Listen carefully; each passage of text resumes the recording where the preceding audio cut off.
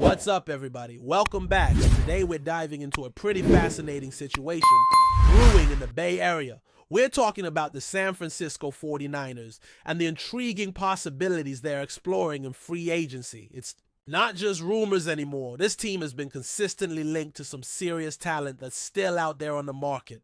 And if even one of these moves goes through, it could have a massive impact on their depth chart, locker room dynamics, and playoff ambitions. So let's get into it. There are four names in particular that have caught the attention of the Niners front office, and we're going to go through each one of them. What they bring, where they've been, what the concerns are, and how they'd fit into the current San Francisco setup. Let's kick things off with the wide receiver who was recently cut by the Jacksonville Jaguars. Now, this isn't some unknown prospect. We're talking about a guy who came out of Central Florida, was drafted in the 4th round, and made a pretty solid impression early in his career. So much so that the Jaguars handed him a multi-year deal not too long ago. He was seen as a physical, reliable target, someone who could make contested catches, had the size to bully smaller defensive backs, and the speed to do damage after the catch. But as we've seen so many times in the NFL, health is everything.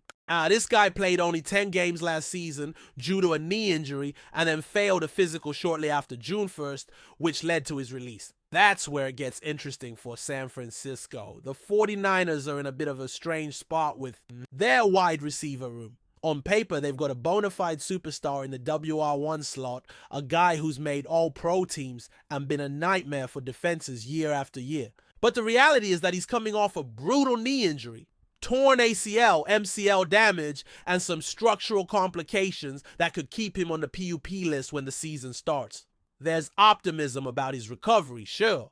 He was recently seen at a charity golf event, and photos show that the leg looks strong, muscular, and stable. But let's be real, you don't rush a guy back from that kind of injury, especially when he's such a critical piece of the offense. If he misses the beginning of the season, someone's going to have to step up. That brings us back to this former Jaguars receiver. He's only 26 years old, which means he's got time to bounce back and rediscover the form that made him such a sought-after free agent just a year ago. His production during his Buffalo days was solid. Really solid, actually. He wasn't putting up elite WR1 numbers, but he was a consistent contributor. In his 2nd, 3rd, and 4th years in the league, he posted 599, 549, and 836 receiving yards, respectively. That season, with 836, that was in 2022, and it stood as his career best. Even last season, when he was limited by injury, he managed to haul in 20 catches for 239 yards across 10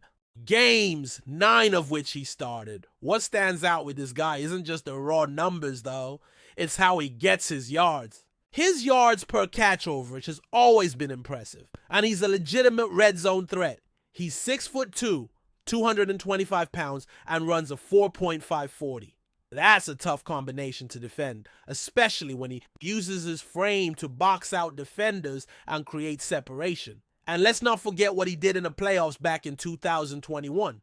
This dude set the NFL record for the most touchdowns in a single playoff game. 4 touchdowns in one game, 5 across 2 games. 13 targets, 10 receptions, 242 yards, and 5 scores. That's not just production. That's dominance under pressure. So why does this matter for the 49ers? Because the wide receiver situation is anything but certain. Yes, they have young talent.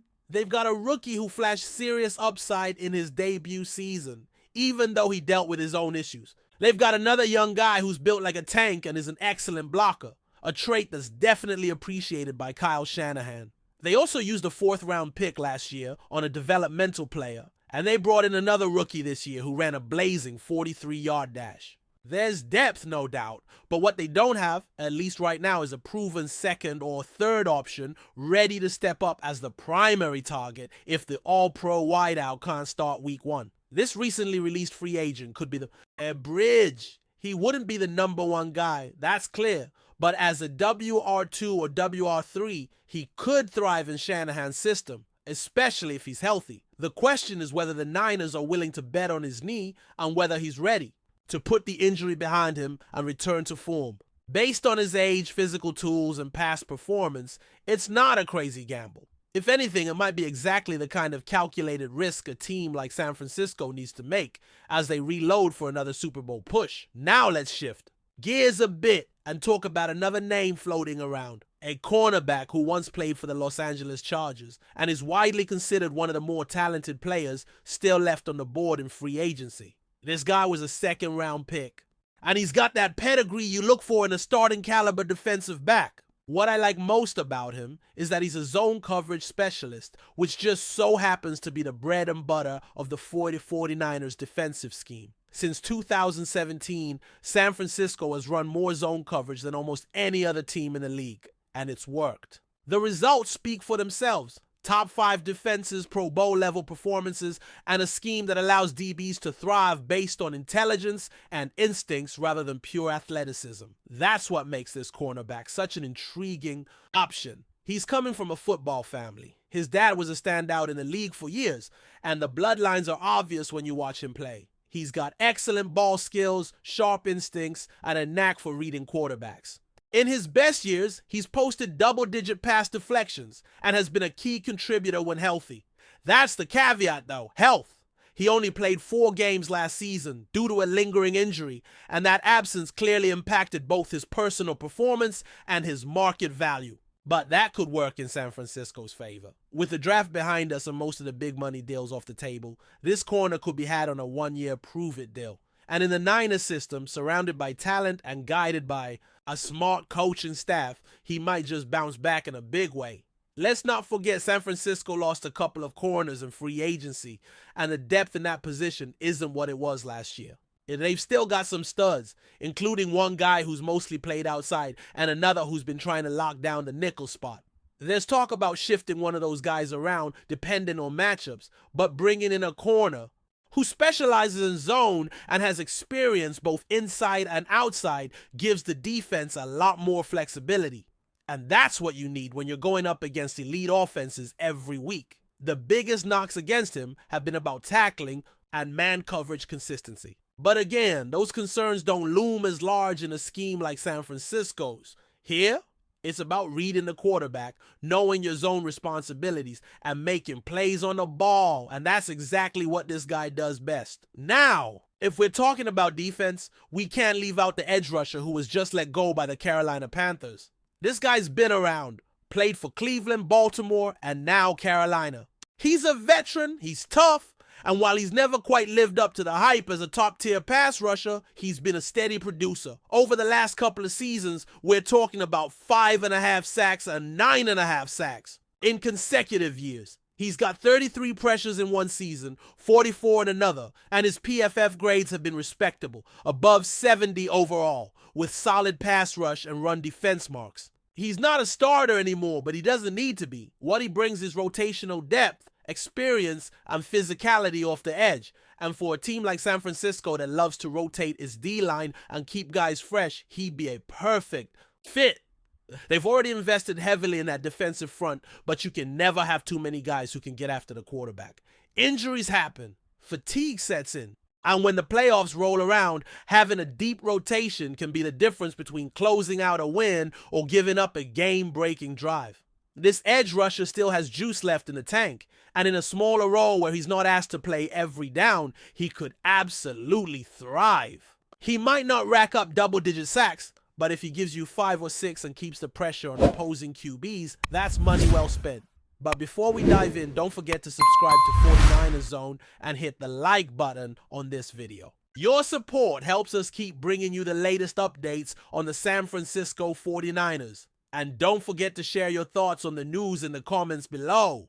In a shocking turn of events, the San Francisco 49ers have confirmed a rumor that has been circulating for days. Star running back Christian McCaffrey has been suspended for 2 years due to a doping violation. The news has sent shockwaves through the NFL community, leaving fans, analysts, and even fellow players stunned by the magnitude of the situation. The suspension, which was confirmed by the 49ers organization this week, follows an investigation into McCaffrey's recent performances. and tests conducted by the league's anti-doping authorities. While the specific substance McCaffrey allegedly tested positive for has not been publicly disclosed, the impact of the suspension is clear. A 2-year ban is one of the most severe punishments handed down to an NFL player in recent memory, and it has raised serious questions about the integrity of one of the league's brightest stars. McCaffrey, who has become synonymous with explosive plays and versatility on the field, has been a cornerstone of the 49ers offense since his arrival. His dynamic skill set, combining speed, agility, and power,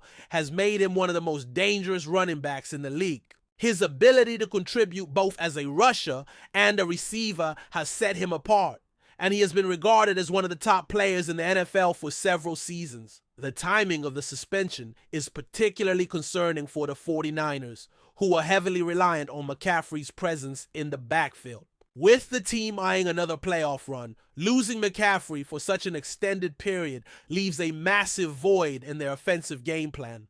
The 49ers front office has not yet provided any details about how they intend to adjust their roster to fill McCaffrey's shoes, but the decision will undoubtedly affect their performance on the field. This incident also raises broader questions about the pressures faced by professional athletes in the modern era. With ever-increasing competition and expectations, some may argue that players are pushed to the limit in an effort to maintain their elite status. While this is no excuse for violating league rules, the case of McCaffrey underscores the complex environment in which today's athletes operate. The NFL's anti-doping policy is one of the strictest in professional sports, and the league has made it clear that there will be no tolerance for players who break the rules. The suspension of McCaffrey serves as a reminder to others in the league about the consequences of performance-enhancing drug use. As the case unfolds, McCaffrey's legacy will be forever tainted by this scandal, and the 49ers will have to adjust to life without one of their most crucial players for the foreseeable future. For now, the NFL world waits for further details on McCaffrey's appeal process if he chooses to pursue one. But the damage to both his career and the 49ers' aspirations for the season has already been done. The road ahead will be a challenging one for both the player and the franchise. That's it for this update. If you enjoyed the video and want to keep receiving exclusive news about the San Francisco 49ers, make sure to subscribe to 49ers Zone and give this video a like. We always look forward to hearing your comments and opinions. See you in the next video.